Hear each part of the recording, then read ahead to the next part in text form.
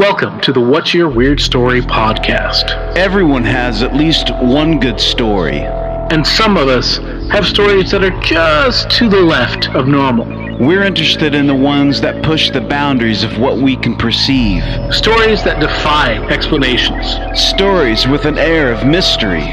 Stories we might not share for fear of being thought of differently. But don't worry, we're all friends here. So, what's your weird story?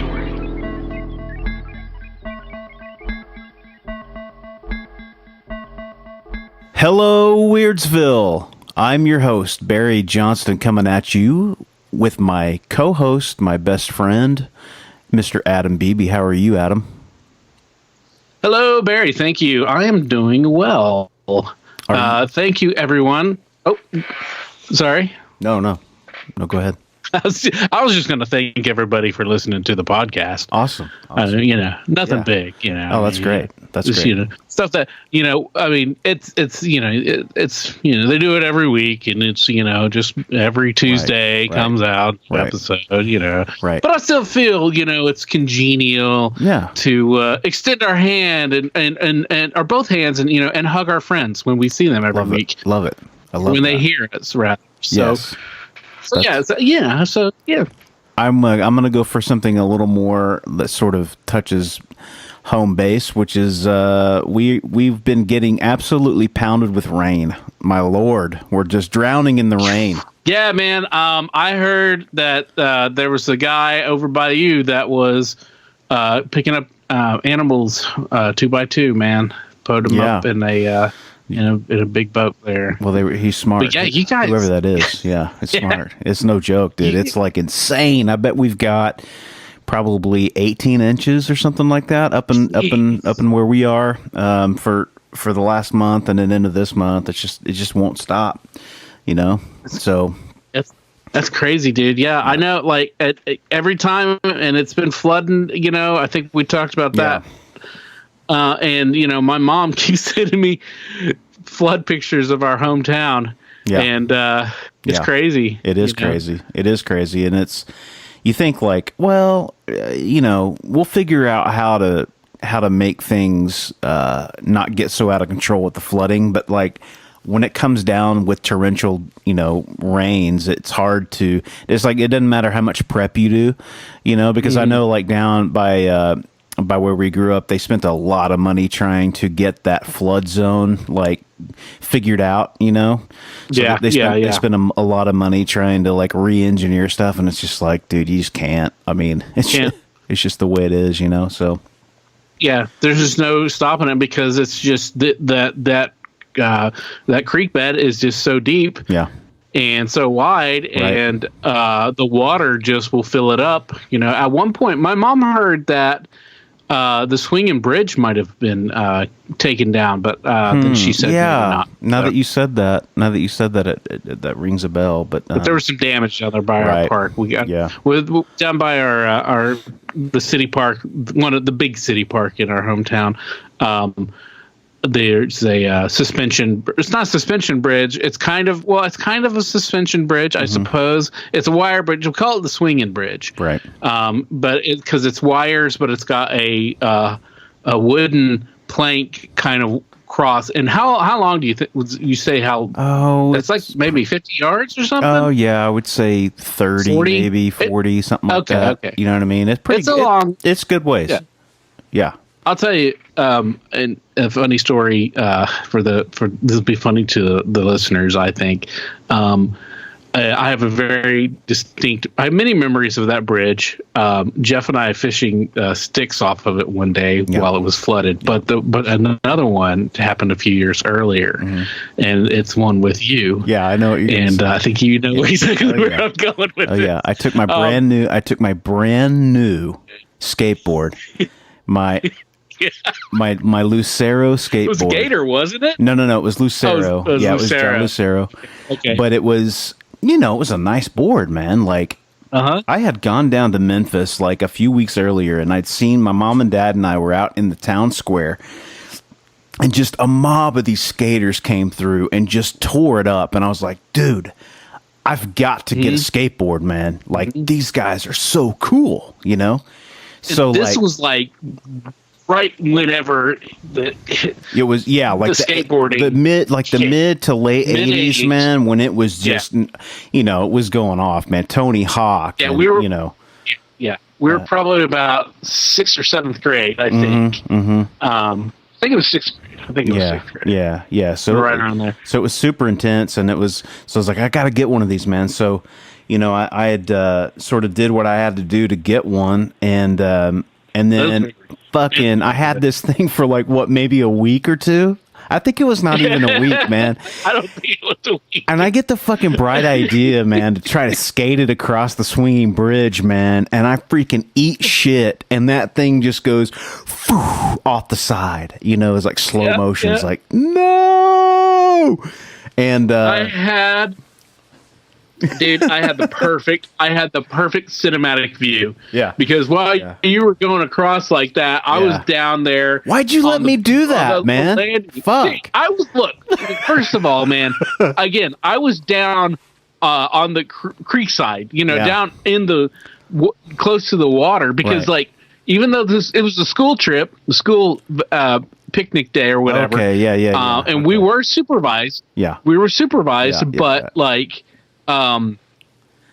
it was the 80s, so supervision really wasn't that much of anything. Because like there was a whole bunch of us boys that were down, and some girls too, that were down by the water, because they're right there by the bridge. Right. There's a little path you could go down there and sit by the water, and you could take in the whole spectrum of the bridge there. And I just see you cruising across it. Yeah. And right as I'm like, man, that's a bad idea. I'm thinking, because I've always been one of those kids that was more on. I wasn't too careless. I was more on the cautious side. And I just remember going, "Oh, that's not good. I wouldn't do that. That's not a good idea." And it's like almost like I put my mental like recognition of this is not good. Put a banana under your feet or something, dude, because you just went off and it just took off and went over the side and just bloop right into that soupy red water, man, that ran to Kingfisher Creek, man. Yeah, and then John Clayton fished it out later after school. He had gone down there and fished it out, and I think I had to pay him I paid him like $10 or something, or $15 for it or something. But it was well worth it. But that's probably better than you would have made off if you told your parents. Oh my God. Yeah, for sure, man. For sure, man. I love that board, man. That's, oh my God, man. But speaking of crazy, you know, stories about our childhood and our hometown, we have a return guest today, and we're so excited to have her. Yes, if you listened to last week's episode, you heard a little bit about what we're talking about. Our friend Amy is back, and you may remember her telling about her hobby, her weird hobby, and her ghost, and all sorts of things. And then it's like as soon as Amy got off after our first interview, like the next day, she contacted me. She was like, "Oh, I forgot to tell you about this thing, and then and this thing, and then this thing, and all these things, which you are soon to hear, are even bigger and crazier and weirder than the ghost house stuff, which was pretty crazy in itself." Yeah, great stuff. So what we got, we got a load. We got true crime folding right in front of her. We've got a UFO. And we've got an encounter with some of the most gruesome serial killers of the 70s and 80s. Yeah. And and this is stuff she forgot. Right. Yeah. Scary stuff, man. Scary stuff, and really stuff that is eye-opening when you think back about, you know, where we were, what we were doing at that time, having no idea that this stuff was going on. But again, you know, she was great. She was gracious enough to come back on. She wanted to come back on and share these stories, and we're glad that she did. Yeah. So I guess without further ado, let's get to it. Amy, thank you for coming back. What's your weird story? Well, I'm going to tell you first about the Las Vegas stabbing. Cool. This one is a crazy story. My sister was getting married in Las Vegas, and this was probably, I believe, 2002 or 2003. I have a numbers thing, and we can talk about that later. But Did she go to 2002. Did she go to one of those? Did she go to one of those places where you can get married by Elvis? No, she actually did it very. Do you think my sister would do anything less than fancy at any time in her life? Absolutely not. Wait, hold on. So an Elvis Vegas wedding is not fancy? I think an Elvis Vegas wedding is like the fanciest, but my sister's tastes are a little more refined. Potato, Well, I guess potato. I have to cross that off my bucket list. So Well, what can you do? So we were there, and it's kind of so I was there with my fiance and my ex-husband, which is an odd thing, but everybody was very good friends. We were all very good friends, and we were all great co-parents, and so it wasn't Cool. like drama like people think. The girls were flower girls, and Sean, which is the girl's dad, was happy to go to Vegas and see the sights with the girls too, and play, and he came to the wedding, and everybody plays nice, so nobody's invited. Those are the rules. Good. So, we're all there, happy family, doing the wedding thing. And my fiance, Rick, had family that lived in Las Vegas. He had an aunt and an uncle that lived there. So one of the nights, this was the night before the wedding, we were going to go and have dinner with them because we had done bachelorette party stuff like 2 days before the wedding, because it was like a whole 5 days in Vegas kind of destination wedding thing. So in the middle of this, that's the smart thing to do, is to do any kind of bachelor or bachelorette party at least one day before the wedding to let the people recover, because Barry can Thank you. attest. Yes, thank you very much. Thank you very much. To not doing it just the night before. Yeah. Well, again, my sister is all about fancy, and she doesn't want to look like, for her pictures, like she's hungover. And, Smart. she is from Kingfisher, so we know how we can drink. Yeah. There you go. Well, not Okarchi level, but still. Hey, she dated Okarchi boys her entire high school Okay, career. so she learned. So She learned from the best. she absolutely did. So anyway, we're doing the thing. So we're gonna go to dinner. We go to dinner. Now my fiance was a bit of a cheapskate, and he wanted to stay off the strip at this place called the Wild Wild West. Fuck yeah. And I was like, I don't know that that's a good idea, because I've heard that when you go to Vegas, you should not stay off the strip. And he said, but it's such and such cheaper. And he was in a band, and you know how band people are. They never had any money for anything other than making CDs and stickers. That's true. That's all there is to it. That's That's true. just how it is. Was he a drummer? No, he was the lead singer. Do you think I'd go out with a drummer? No, that's too much of a... Come on now. Come on now. That's great. Anyway, so we're all there, happy little family. We're going to dinner. We come back to the Wild Wild West Hotel and Casino, and I see we're all kind of standing around the parking lot in the trunk, because, of course, he has to get some demos, right, to give to his aunt and uncle. Of course. Again, that's just what you do. Yep. It's part of the thing. Yep. So he's getting the demos out of the trunk, and I see a commotion. I'm already bored with the whole thing, because how many times have I seen this whole thing go down? Demos, like a trillion. So I'm kind of just people watching, and there's a fight going on in the parking lot. There's it's this one guy. It's like, and I'm going to use a black guy and a white guy only because that's the only way to differentiate them, that's just what it is. It's a black guy and a white guy, and they're fighting. And I hear this girl, probably a young teenager, screaming, saying, "He's killing my daddy. He's killing my daddy." Oh. Uh-oh. So I look over and I see the black guy push several times, what I thought was being pushed, the white guy goes down. And the girl's still screaming, and I'm still looking, and everybody just now is starting to kind of look, and it's not an uncrowded park. It's a fucking parking lot of a casino, even if it is off-spread. Yeah. So it's not like it's like deserted or anything. So nobody's doing shit. And I look at Rick and I say, go get me some towels, because I look over and I see the white guy had on this white shirt. And I see it starts turning red.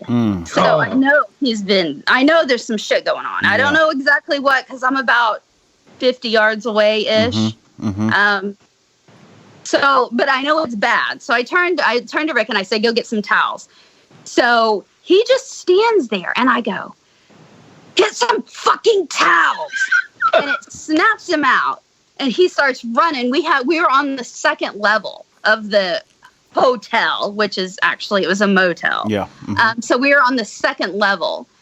So he goes in and he grabs towels and he starts walking him down the stairs. And I'm like, throw the fucking towels. And he's like, I don't want to get them dirty. And I'm like, fucking moron. So I get the towels and I take them over to this guy. And okay, so wait. So while I'm waiting for the towels, the black guy comes walking towards me, and he walks within probably 5 yards. And I look right at his face. I mean, just like this. And I look at him while I'm walking towards the other guy that's down. And again, the whole time this kid is screaming, he killed my daddy. He killed my daddy. And so I'm like, I grab the towels and I go and I sit on this guy's chest. He's been stabbed in the chest, but he's been stabbed so many times. I don't even know where all the blood is coming from. It's just, there's just blood everywhere. So I've got these towels and I'm like sitting on these towels on his chest. And he's like, you're killing me. You're killing me. And I'm like, I'm not moving.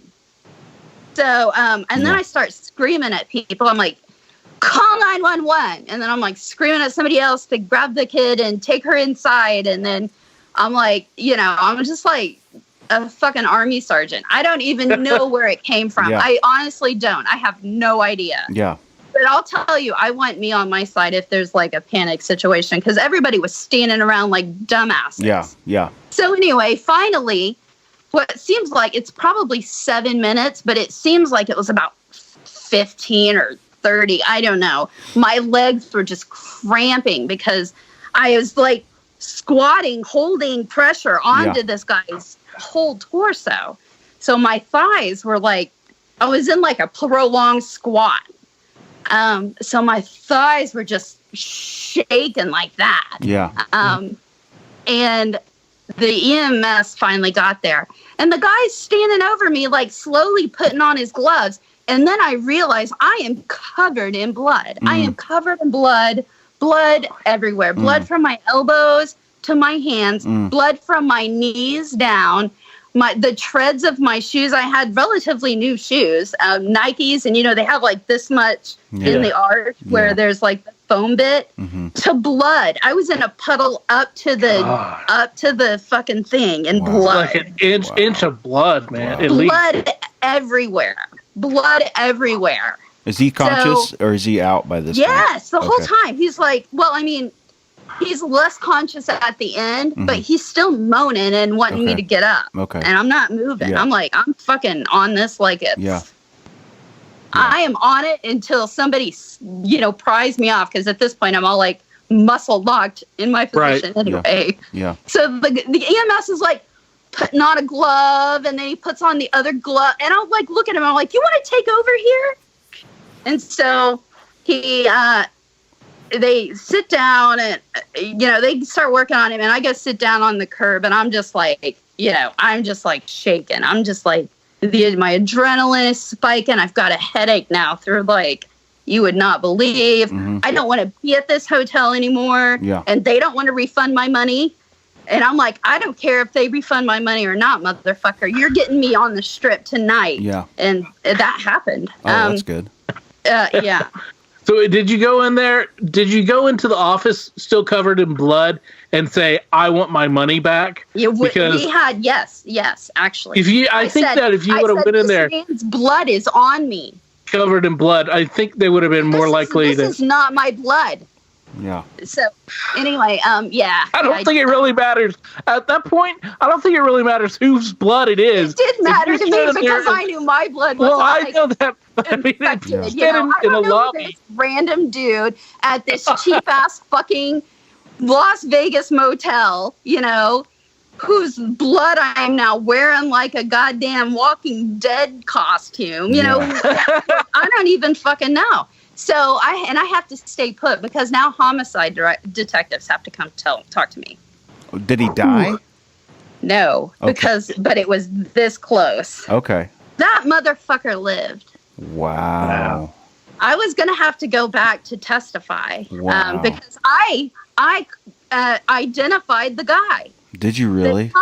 Yes, they caught him. And so they had me come out and identify him. So I was going to have to fly back to Vegas, but he took a plea, so I didn't. Wow, man. That says a lot about your character.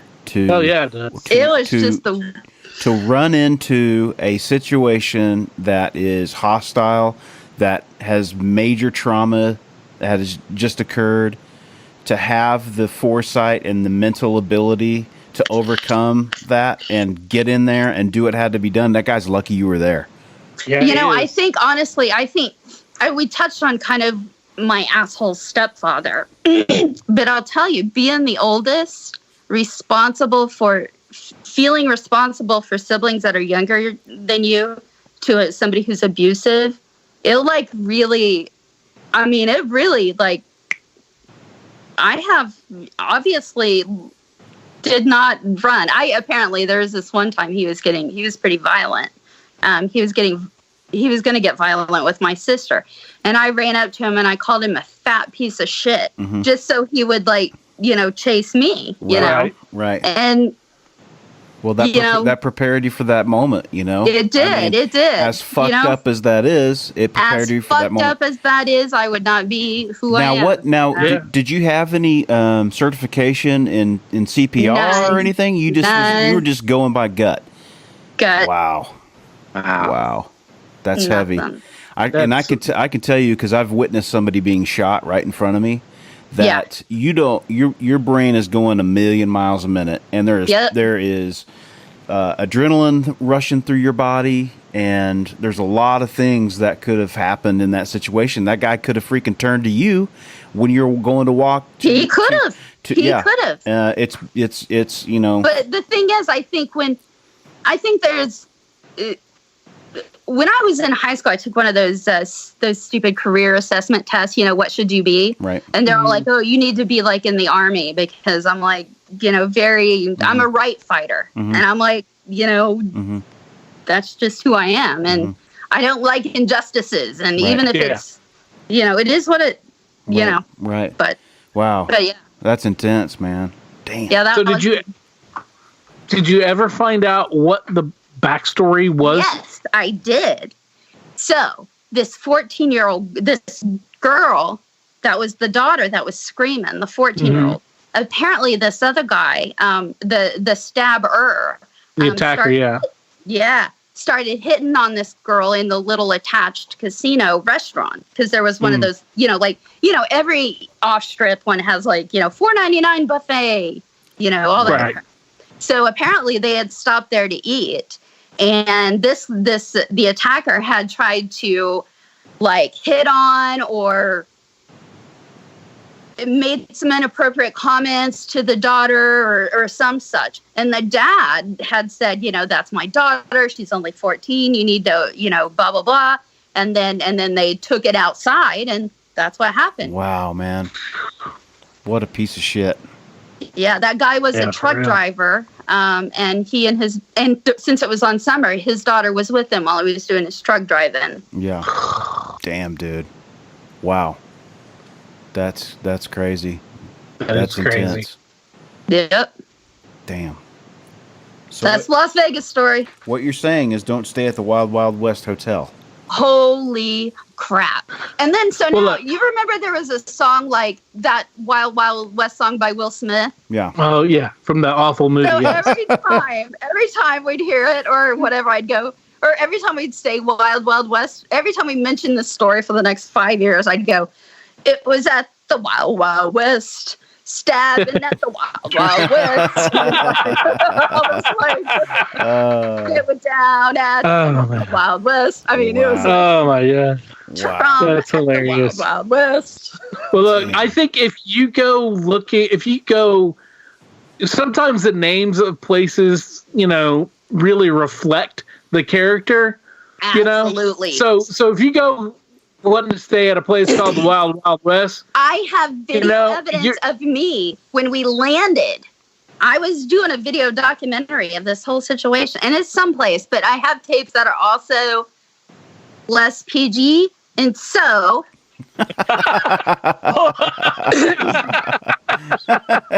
I'm kind of Russian roulette trying to find it. Yeah. It would be interesting to watch again, but it again is Russian roulette, and I'm kind of not there. Oh, that's great. But I had said as soon as we landed, I was like, I do not have a good feeling about this. Yeah. And I was right. Yeah. Got to follow your gut sometimes. I always follow my gut, man. Yeah. Damn. But again, you were at the right place at the right time for that. Yeah, So I was. Yeah. I was. That guy, I don't. Well, and even the homicide people were like, I talked to them before I left because they needed to talk to me before I left town too, to make sure no status of the case had changed. Make sure he was still alive, and I didn't need to do anything additionally before I left for Oklahoma, because it's always a big thing when there's a tourist as a witness, because the state of Nevada has to pay for you to come back. Right.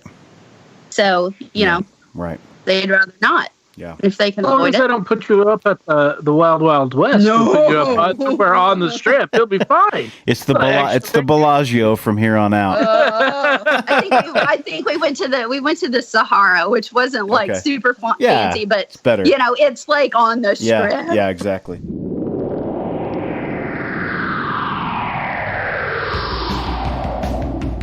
And the girl, the babysitter girl, she picked up the phone, and there was a policeman on the other side, and he said, "We've tracked the phone call, and it's coming from inside the house." Whoa. Yeah, dude. I love those urban legend stories. Dude, I do too. And you remember the one where the girl, it's always the babysitter or it's the kids making out in Lover's Lane, but there's the one with the girl who comes up and she finds the kids are watching TV and she turns them around and their face has SpaghettiOs. Oh, man. Or the Hook guy. Remember the Hook guy? The hook was hanging from the rear view mirror. Yeah. So if you got a story that is similar to any of those awesome urban legends, we want to hear it. Because, those urban legends, man, they started off as somebody's true life weird story. It's got to be true somewhere. Speaking of always being right or wrong or weird or something. Sorry, that just really. Speaking of always being right, that seems like it was directed at somebody, but who probably forced to listen to the podcast. I left more than my allergies in Oklahoma. I left some baggage. It can stay. I quit paying fees on that storage locker years ago. But yeah, so one of the things in Oklahoma, my girls went to Classen School of Advanced Studies. I don't know if you guys are familiar with that. I am not. So it's a visual performing arts charter school in Oklahoma City. Okay. So we had both their dad and I both, we were divorced at the time, but we both agreed to move within the district of Wilson Integrated Arts because it was a theater school for Classen School of Advanced Studies. And you know how Oklahoma City public schools are. Yeah. They're absolutely awful. Yeah. And so because the government thinks a lot more of lining oil company pockets than they do at paying teachers. Right. So anyway, Yes, true. It's even worse than whenever my dad was a teacher back in the 80s. So yeah, exactly. Yeah. yeah. So the State of things- Oklahoma, unfortunately, but I think in the broader sense, our nation needs to be a lot of education reform, and Well, you know, and especially the thing is, one of the things about, speaking of privilege, my girls were privileged enough to have parents with the ability to move to a good school district. There's so many parents that do not have that privilege, and True. it's just fucking awful. It's just stupid. So anyway, the girls went to Classen School of Advanced Studies, which was right off of 23rd and Classen in Oklahoma City. Mm-hmm. So one day, this was January, and I'm going to say it was February 27th, but the year is fuzzy. It might have been anywhere from 2010 to 2012. I don't remember. I'm horrible. So I was driving from taking the girls to school, and I got to right where, do you know where the Classen Towers are on 23rd and Classen? I think so. You know where the dome is? Yeah. The gold Yes. dome. So, and then there's the Classen Towers right next to it. Uh-huh. Well, my ex-husband actually, the girl's dad lived in those towers on like the 10th or 11th floor or something. It just so happened. But I was taking the girls to school this day, and I was coming back, and I was passing the Classen Towers, and this woman ran this stop sign that goes kind of behind the bank, the Chase Bank there, and went through 6 lanes of Classen, hit me in my Mini Cooper on the driver's side, knocked me about 30 yards up into the flower bed of the Classen apartments. Whoa. Like the entrance flower bed, like that's Wow. like near they have a big circular entrance. So over the curb, over the circular drive, and into that area. She Wow. was booking it. Yeah. They could not get me out of the car because it was crunched all around me. I don't doubt it. They couldn't even jaws of life me out of it. They had to go in through the hatch Oh, to get Damn. me out of this. wow. Yeah. So it just so happened my ex-husband looks out the window to wonder what the commotion was, sees my very distinctive Mini Cooper, which had OU Sooners on the top, Uh-huh. and was like, oh shit, that's my ex-wife. So he takes some pictures. He has the force.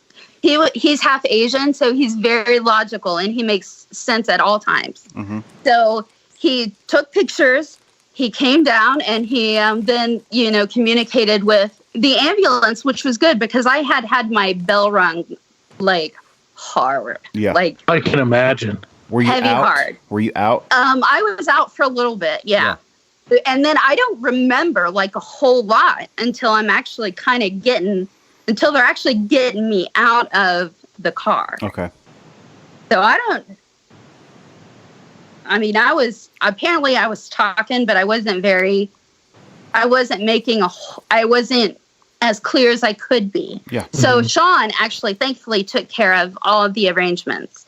He took care of calling Patrick, my husband. He took care of, telling the officers who I was, how I was not related to him anymore, but that was a whole other conversation. Right, That was really weird for them. They're like, "You're okay, what? Yeah. And were you with her? Were you in the car?" Yeah. And it was all weird. Yeah. So anyway, we get to the hospital, and at that point, I knew we all knew I had a concussion because the light was killing me. I mean, like the light from even the ambulance. I made them turn it off. I couldn't I was like, oh no. Yeah. So we get to the hospital. They do CT scans and stuff, and thankfully there's no like bleeding. Yeah. So that's right. Yeah.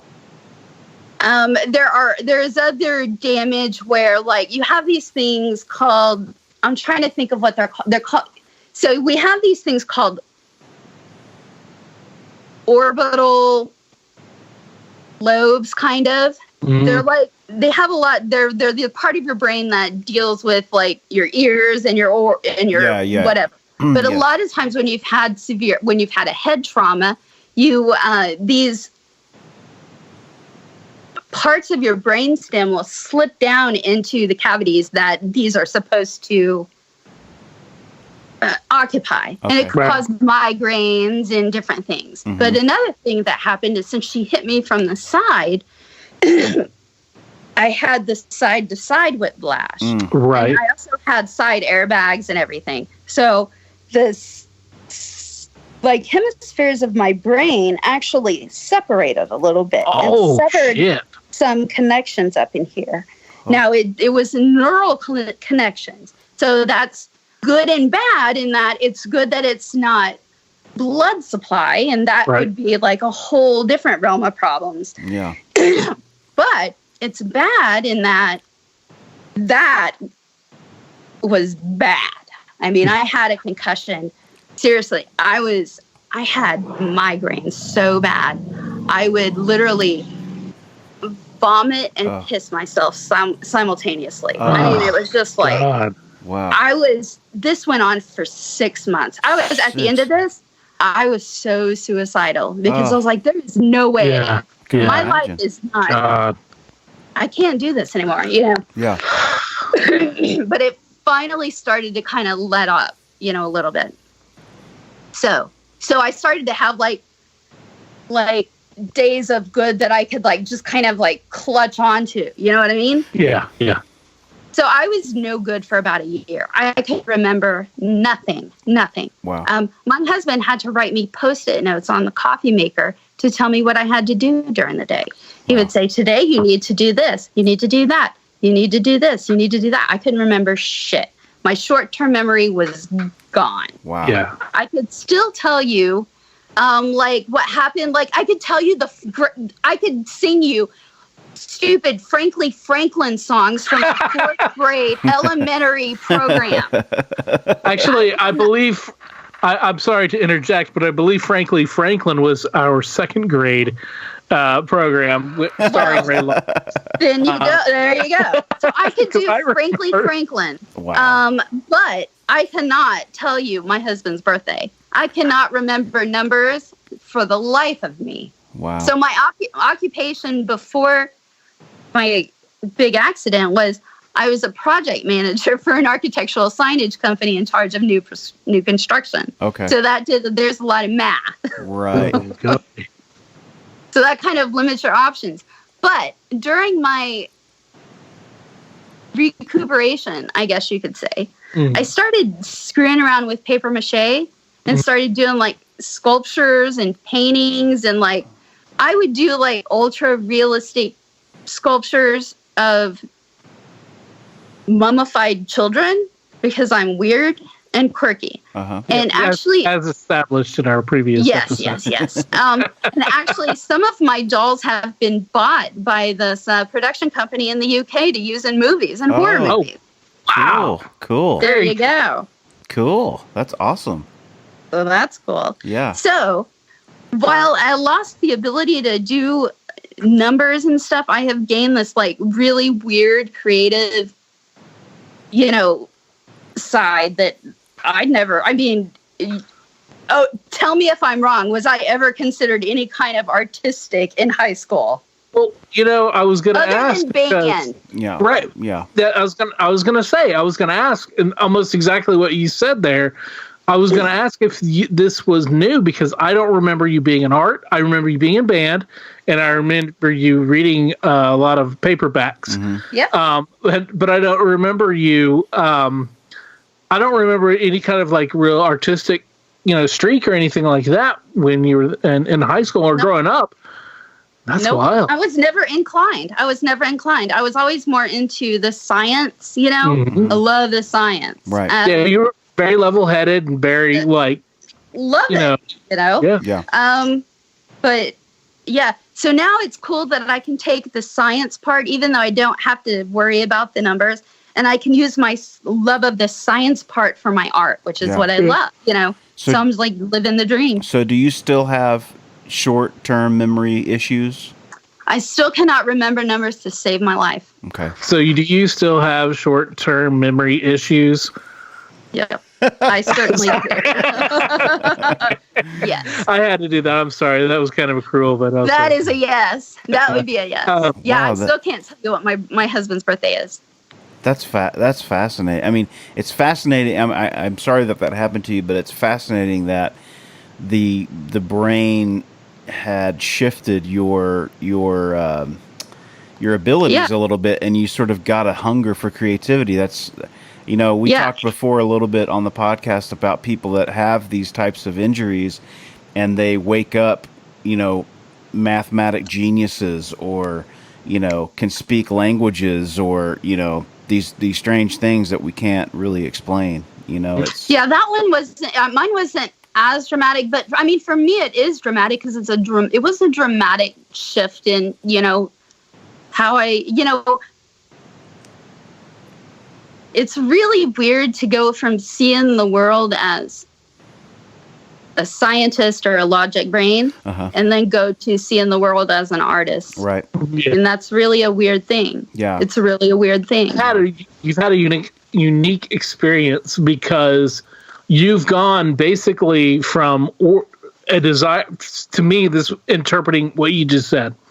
You've taken, you went from a desire for order and having everything in order to a position to where you embrace chaos and manipulate it to make new things. Yeah.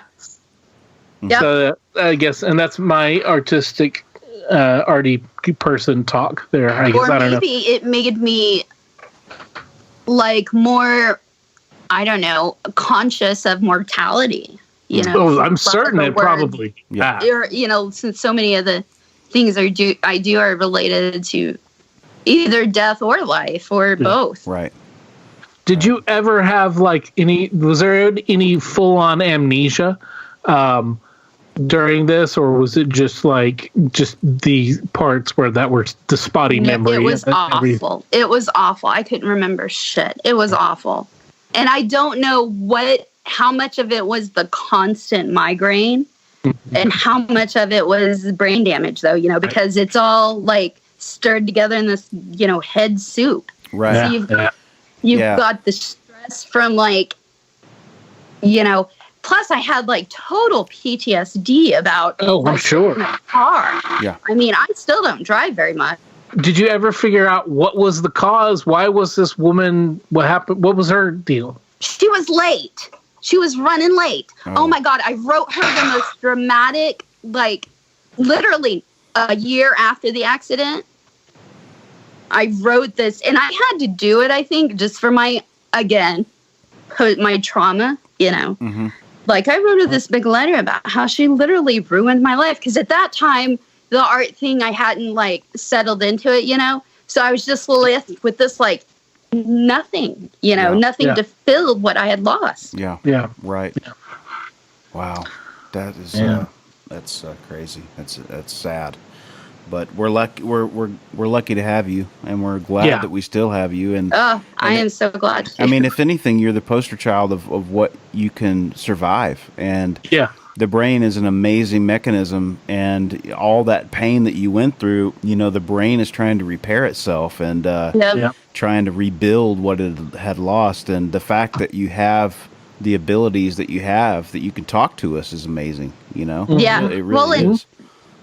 Yeah, well, the fact that I'll even get in a car is also I'm serious. It was, I mean, I was for a while it seemed I had that bad accident, but before that I had if either of you go to Oklahoma City, go by Main Street in Sheridan, downtown. Yep. There is a light pole that looks like that. Mm-hmm. This is my light pole. Okay. Because I was going to drop some stuff off for work at the city, and some lady in a Bronco ran the stoplight and shoved my car into it. Damn. Now, that was the passenger side, and that gave me whiplash, but it didn't, do anything serious, Yeah. So then I was driving then I got the Mini. So I was driving to my cousin's house. She had just moved to Yukon. So I was driving down 10th and Sarah Road at night. It's like very rural. Fucking deer jumps out and I swerve, which I know you're not supposed to do. And then I go hit a ditch and then I hit a tree. Oh my God. The car is $500 from being totaled and it's a brand new Mini Cooper. Wow. Damn, man.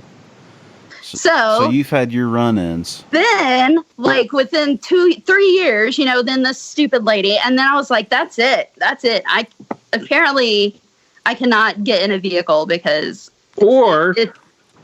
you need some kind of military grade vehicle." Right. And we have a Subaru Forester because it got the highest safety ratings for crashes. Good. That's good. When I was buying a car. So yeah, that's good. So that's and the other weird story. You can put lots of cats in there. Yeah, you can. Actually, I use it a lot for rescue work.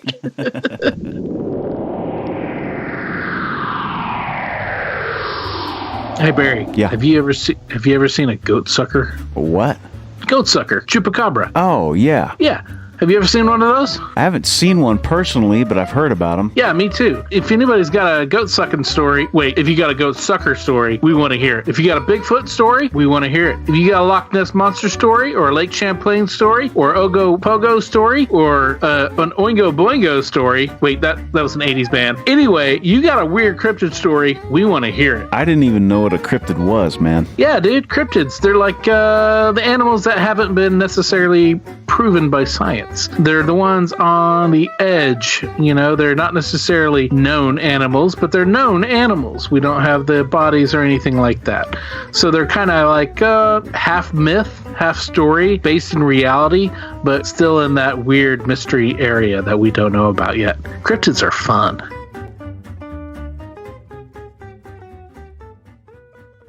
Okay, so now we've got a couple more. We got this is the UFO story. This one's a short and sweet. So okay. When my ex-husband from the last story, when he and I were still married and Darby was about 9 months old, we drove from Oklahoma to Tucson, Arizona, where his family is from, for Thanksgiving. And Sean is an excellent father, but he is a really crappy person to take a road trip with because he wants to get there. Hey, he is man. like, right. That's he me. He is like the dad. Like he's like the person you need to like clandestinely put water pills in his drink so he'll stop for you so you can Yeah, we're on a mission here, man. The mission. Nobody do that. That's probably illegal, but it's a trick. So we here at the What's Your Weird Story podcast do not condone or condemn the use of water pills to cause your traveling partner companion to stop for pee breaks. Throw that disclaimer in there. Is it a victimless crime? Who knows? It's a victimless crime. We'll get Geraldo on that. I'm sure he needs some work. So. Oh, good Lord. So we were driving and it was late, and he was like, he wanted to drive like he had it all planned out. That like he had our stops planned out and how many gallons of gas we're going to use, and like so we had to make it from point A to point B. But what he didn't put into his calculation was Darby, who is 9 months old. Oh, man. Yeah. No calculations for kids, man. No. Or babies. Not enough. Not Right. enough calculation for children. So we were late. And so we were like driving at like 2:00 in the morning. And I'll tell you what, I was pissed off. So you know what women do when they're pissed off in a car at night? What do? Without phones. Now, this was 1996. There was no phones. So all you do is look out the window. Mm-hmm. Yeah. You stare out the window, thinking your thoughts. Thinking your 21-year-old mad thoughts about how you don't want to be in this damn Ford Fiesta in the desert with a 9-month-old at 2:30 in the morning driving, and you're goddamn tired, and it's probably gonna get mugged or whatever. Right. Those are the thoughts you're thinking. And then I see in the sky this weird light like shoot up and like up into the left. It would be up into the left, but it was reverse meteor. So it was like started low and went high, and it was real quick. It was like zoom, zoom, and I'm like, the fuck was that?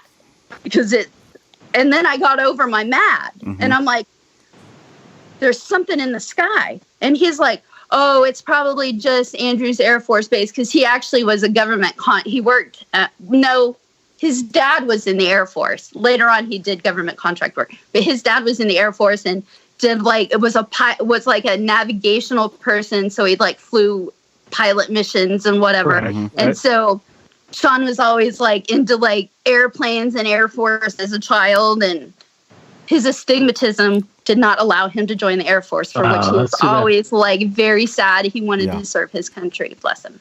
So anyway, he was like, it's probably a plane, blah, blah, blah, blah, blah. And I'm like, no, I don't think so. And of course, Sean knows everything there is to know about planes. And so he's telling me about the different kinds of planes that could, in fact, do what I had just saw them do. And then this light beam shoots out like from the sky and down, like one of those movie beams, like see one of those beams like that, out and down. What? About shit my pants. And I'm like, look at the fucking light! So we kind of pull over to kind of see what's going on, because at this point he is not looking at the light. He is a very responsible guy, and he is driving this Ford Fiesta through the desert at 2:30 in the morning. Yeah. So in order to stop and look at the light, he needs to pull over, and so that is indeed what we do. So pulls over. So where was the light? Where was it? It was off to the side of the road?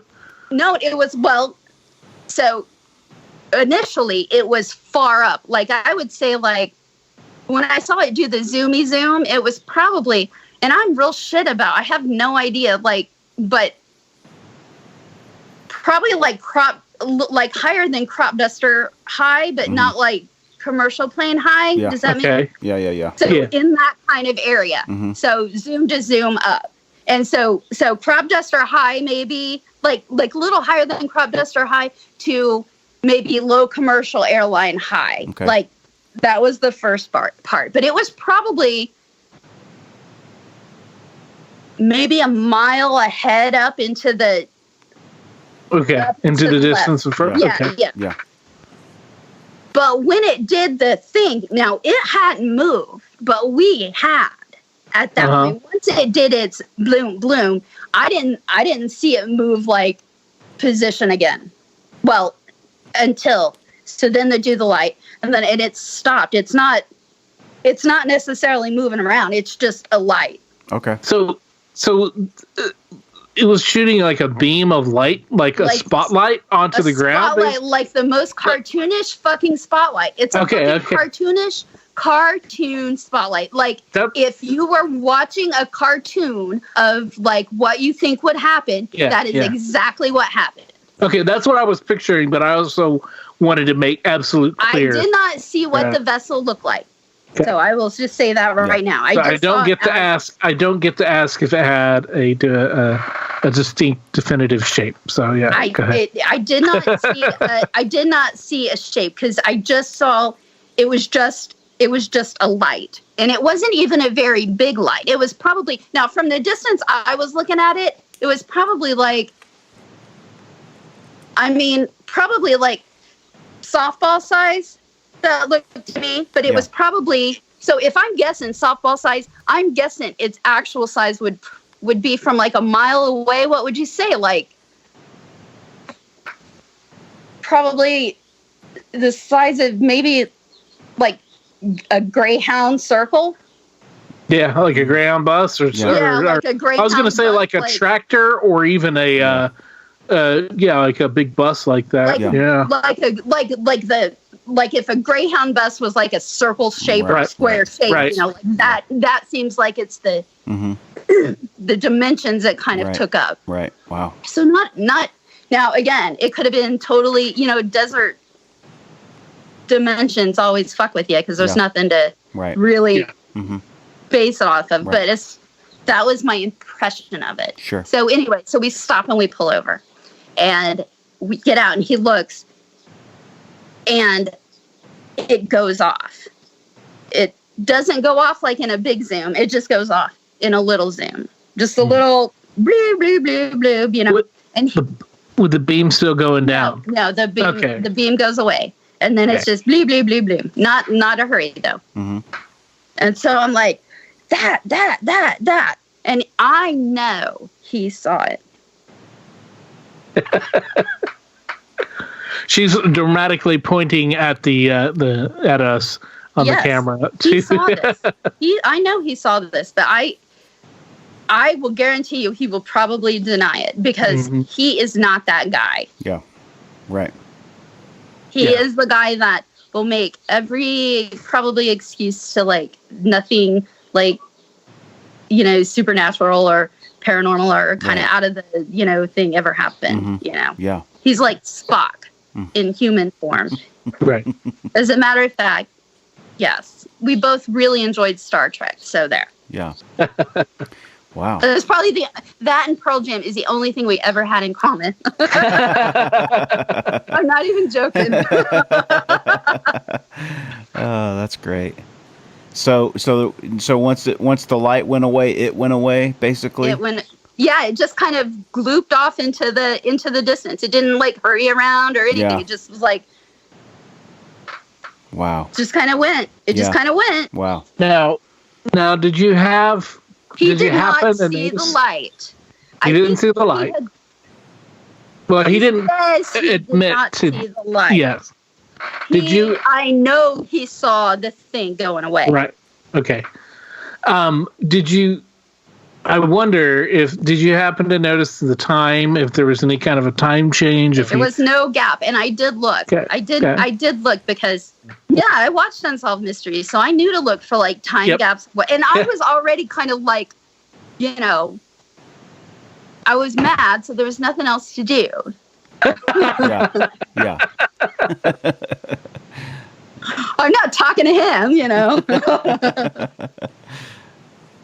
Well, we like the UFO stuff because we certainly do. So that is the only time I have ever seen something out of the ordinary. But I'll tell you, now I live in the middle of nowhere, Michigan, and the sky is full of stars. And I look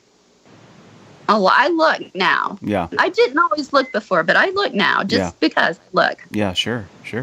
Hoping to catch something. Yeah. Yep. That's cool. Speaking of looking, you ready for the big finale story? Yeah. Oh yeah. This is I'm very excited for this one. Now, this story happened when I was about 6 or 7 or 8, somewhere around in there. Okay. So most of these details are from my mother, who told this story, you know, I mean, told it to everybody she could, because this was like the creepiest, weirdest thing that ever happened. So, of course, I heard the story like 9,000 times because, you know, that's just it. Mm-hmm.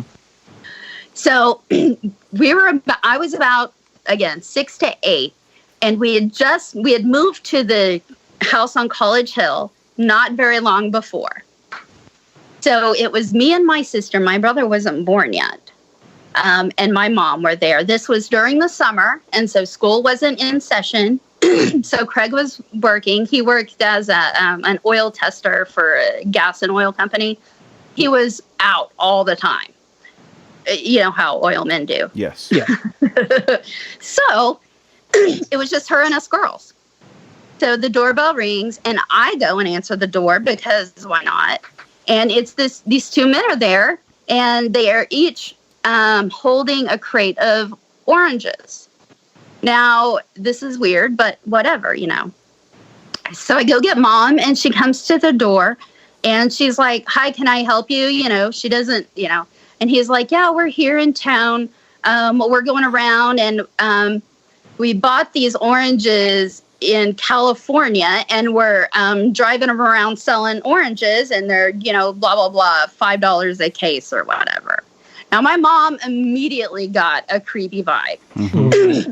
My mom was immediately skeezed out and knew that she was alone in this house with 2 girls, and there's 2 strange men out on her porch. Yeah.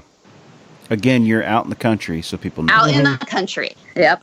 Yeah. So, I mean, the only thing in our house in front of us was just a wheat field. And then behind us, there was a vacant lot. And then behind the vacant lot, there was a row of houses that like Kenny Garms and Wendy and the Steffick lived on. But our house was fairly remote, even in a remote area. Yeah. So anyway, my mom is immediately creeped out, immediately.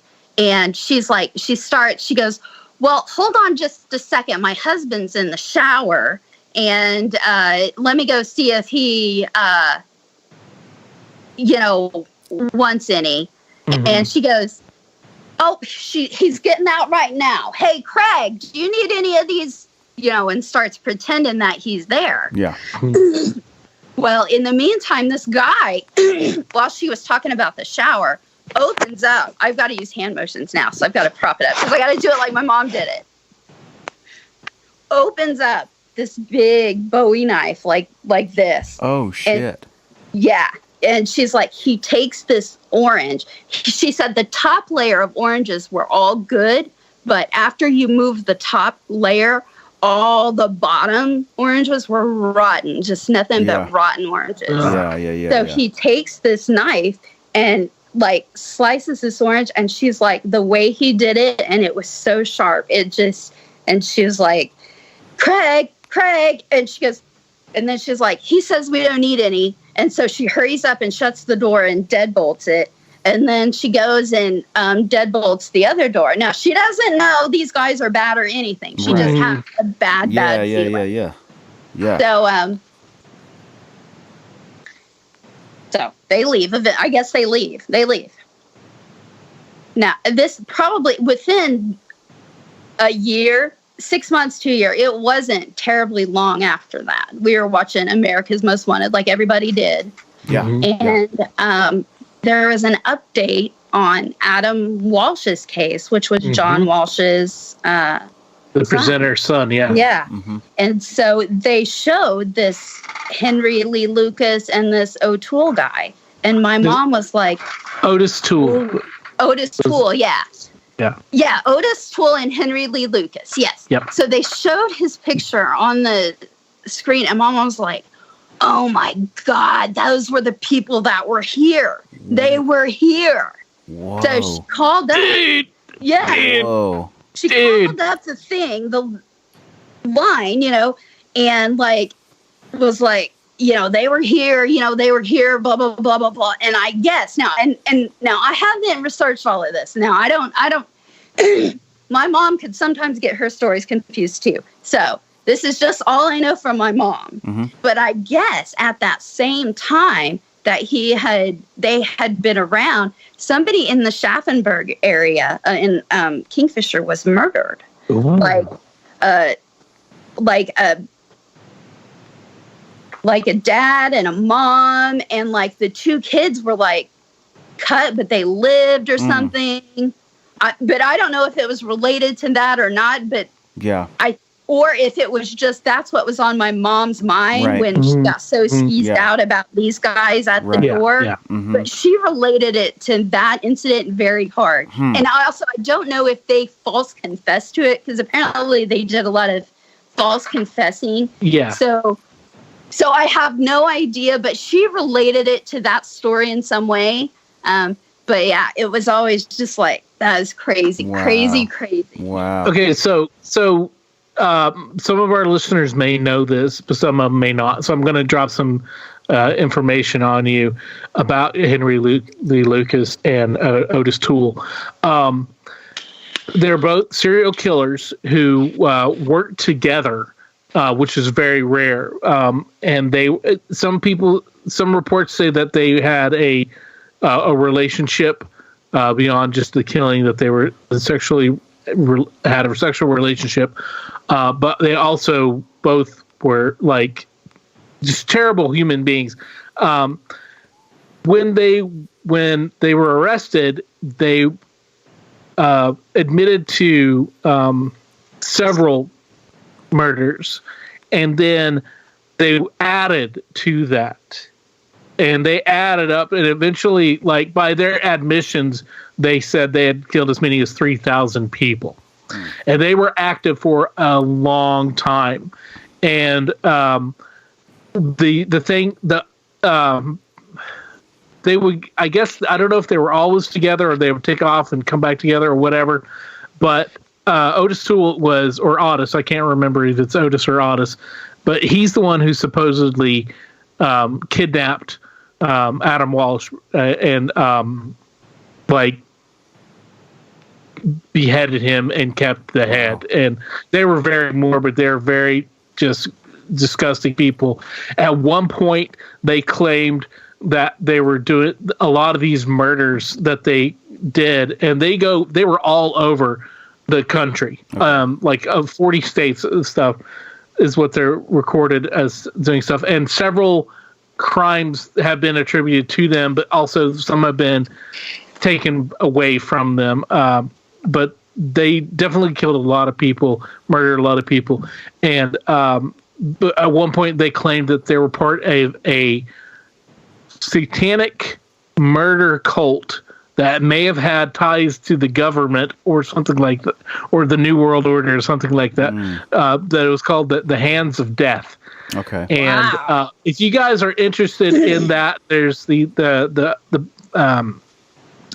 last podcast on the left podcast series. They do I think a 2 or 3 parter on on Henry Lee Lucas and Otis Toole, and they do a lot of research and they can tell you a lot of stuff. And they're a fantastic podcast. I definitely need to listen to that one because I don't know a whole lot other than, and I guess I should probably research it more than I have. I'm busy don't do it like doing live. But that would be fascinating. The thing is, if they had to get a way in. They went around, like, how are they going to get into people's houses? Yeah. How are they going to gain these people's trust to get in? They've got to have some kind of ruse. That's totally from everything I read and heard about them. That totally seems within the realm of possibility of how they would attempt to do that. They also she said they were filthy.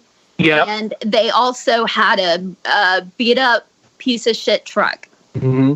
So those were the other 2 bits of information. Mm-hmm. They were both very distinct looking because Henry Lee Lucas he had one eye that was like Popeye, kind of squinty all the time. And he was short. And Otis Toole was like this giant, scary man. So. I forgot all about the eye. That is what made my mother so positive, was the eye. Wow. I forgot about that eye until you just said it. Yeah. That's what made her so certain, was that eye. Interesting. Well, where were they from? Do you know? I think one was from Texas, maybe. Okay. Yeah, Henry Lee Lucas. He got arrested in Texas, and he died. But he may have been from there. I think that Otis Toole is from Florida, but I'm not sure because again they were drifters. So they were. I know that I read that they met in Florida. Okay. But they were drifters, so they traveled all over. They would ride the rails. They would steal cars. Yeah. They would often, they kidnap young girls and take them along, and then just get rid of them and stuff. And Didn't they do that with his cousin, his own cousin, or something? Yeah, something like that. Yeah, Henry Lee Lucas's cousin. Yeah, or I think it was either his, or maybe an Otis's cousin. I can't remember, but But and she was like 14 at the time, and then she disappeared, and they were just terrible. And your mom dodged a bullet. All of you dodged a bullet. We did. My mom, this is also a weird story. My mom shot her first husband in the face. Holy shit! Oh my Lord! Sorry, I don't mean to laugh, but at the same time, that was unexpected. I did not. Wow. So here's another weird story. Here's a bonus. Great. About my mom. Barry's like, oh crap, I'm never getting off this call. I got shit. No, I love it. I love it. No. I was just doing some research on those two guys. So. Oh, good. Okay. So my mom was married young. She was from a large Catholic family, and that's kind of what they did back in the day. You know, when they're from a farming community and a farming thing, women get married to older men young, especially in the, 60s and 70s. Yeah. So anyway, my mom got married when she was 16 to this guy who was probably 26, 27. And apparently he was really abusive to her. He was not a nice guy. So one day he, I guess, worked her over a little bit, and she went down and filed a restraining order with Vic Tilbury, who was the sheriff at the time. Mm-hmm. And so he said, all right, blah, blah, blah. They told the guy, you can't come back, Well, the police told him not to come back, and my mom told him not to come back, and he did come back. And so she shot him in the face with birdshot. Oh, wow. Oh, God. Wow. Oh, man. He still, he kept some of it until he died. Wow. Right up in his, temple. Wow. Well, hey, that'll teach you. And you want to know the weirdest part about it? So the gun that she used to shoot him with was her dad's, and she had asked for it back, but the sheriff wouldn't give it to her. Now, about 5 years later, my mom married a guy named Clay Jordan. Clay was the grandson of that very same sheriff. And that's my dad. Wow. Wow. Dang, man. That is crazy. And he still wouldn't give it to her. I love that she went for it, though. She had to try. She, for real. Wow. Yep. Wow. That is amazing. That is amazing. So now whenever one of my girls brings home a boyfriend that I'm not real fond of, I make sure and tell him, my mom shot her first husband in the face, so murder's never been off the table. And it's true. That's great. That's great. That's one way to get a guy to stop beating on you. There you go. Yeah. You know what? Go, girl. Hope so. Absolutely. Yeah. Absolutely, man. Oh, no, for real. Absolutely. 100% you know what? On and that. He's lucky that all she had was birdshot. Right. Yes, he is. Yep. So there you go. No kidding. He's lucky it was dove season. Right. We'll just say that.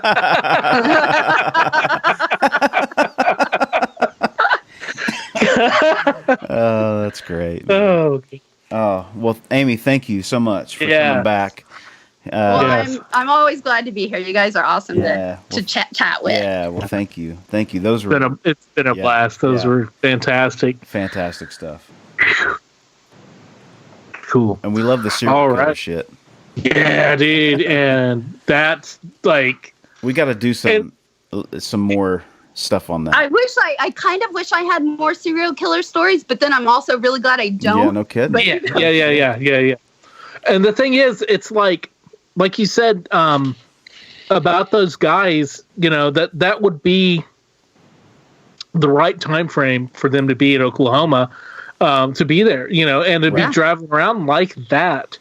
And so that's completely. And she always honed in on the fact that only the top layer of oranges were any good. Right. Yeah.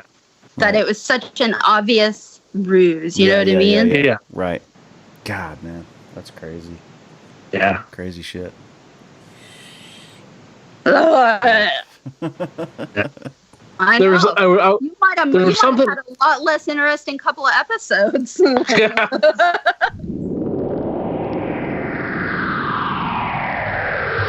Hey, that's a nice t-shirt you got on there. Oh, thanks, dude. It's brand new. Do you like that? It's one of the official What's Your Weird Story t-shirts. Where'd you get that? It's funny that you ask. I just got it off the brand new Spreadshirt.com site for the What's Your Weird Story podcast. There's no www. You just go straight to shop.spreadshirt.com/what's without the apostrophe WHATS hyphen YER-WEIRD-STORY, and that'll take you right there. I mean, you can never own enough clothing. Well, it's true, Barry. There's t-shirts for the ladies, because, they're cut differently. There's hoodies, which are really cool. There's 2 different kinds of hoodies, and there's also tote bags, so you can tote your stuff. That's so cool, man. So if you guys go out to spreadshirt.com, What's Your Weird Story? Currently, there are 2 designs, but there will be more going up very soon. So just keep your eyes out for that. And if you decide to get one of our shirts, tag yourself on Instagram to ours or Facebook. Show your love. Show us what you got. Let's see your true colors. Dude. Yeah. I just, Yep.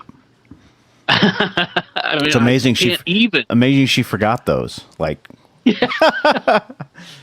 those are her normal weird stories. Yeah, exactly. That's her normal weird stories, and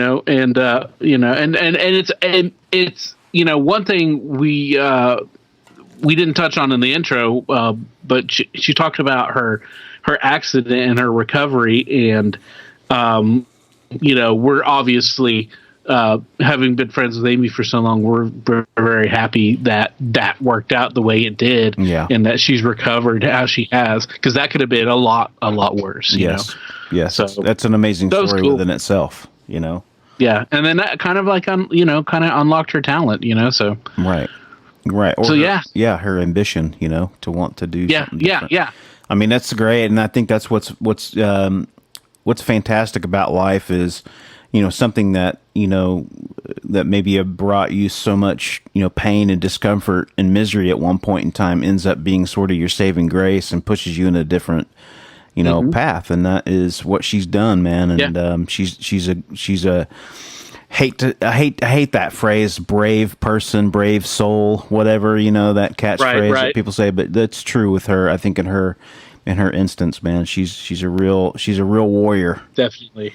But yeah, great stuff, creepy stuff. Her, of course, the story that Henry Lee Lucas and Otis Toole might have paid her a visit is like just the worst thing that you could possibly ever want to happen to someone. They could have come into the clutches of those guys. Thank God they didn't.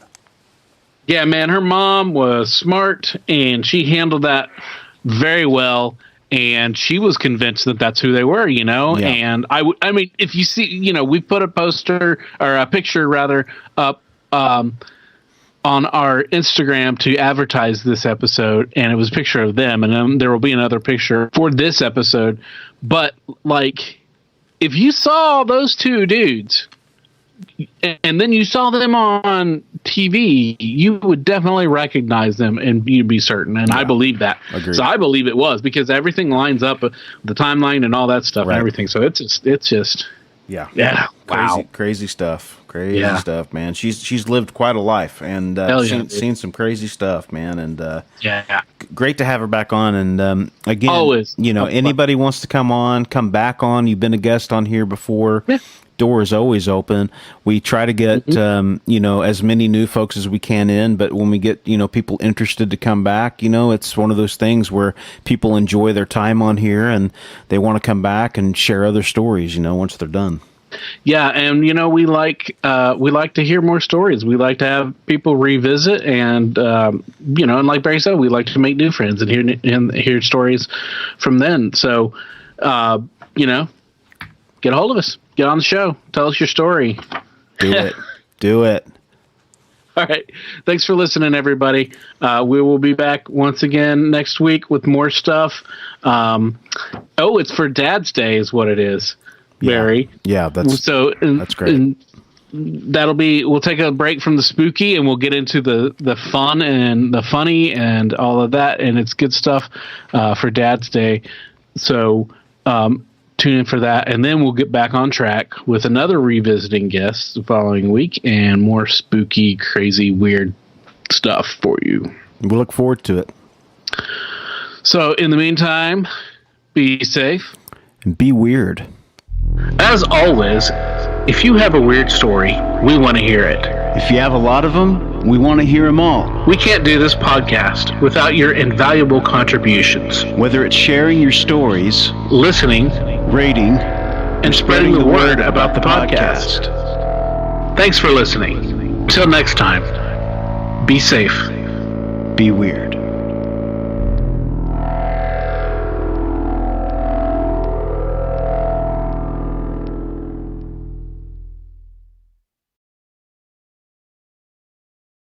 The stories presented on the What's Your Weird Story podcast are, to our knowledge, true experiences that our guests have had. We can't take the time to research all claims made, and besides, it's just not as fun.